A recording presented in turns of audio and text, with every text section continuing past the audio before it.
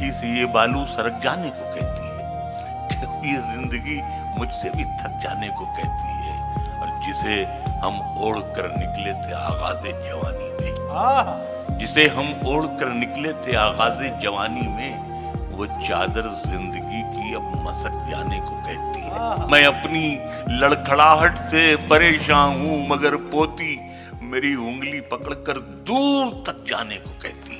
खुदा ने ये सिफत दुनिया की हर औरत को बख्शी है कि वो पागल भी हो जाए तो बेटे याद रहते हैं। भाई वाह वाह वाह, भाई क्या बात है।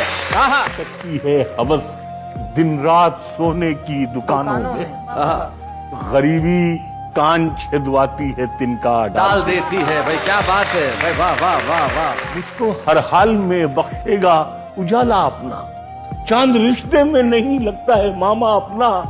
मैंने रोते हुए पोंछे थे किसी दिन आंसू, मैंने रोते हुए पोंछे थे किसी दिन आंसू, मुद्दतों माँ ने नहीं धोया दुपट्टा अपना। हाय हाय हाय हाय हाय।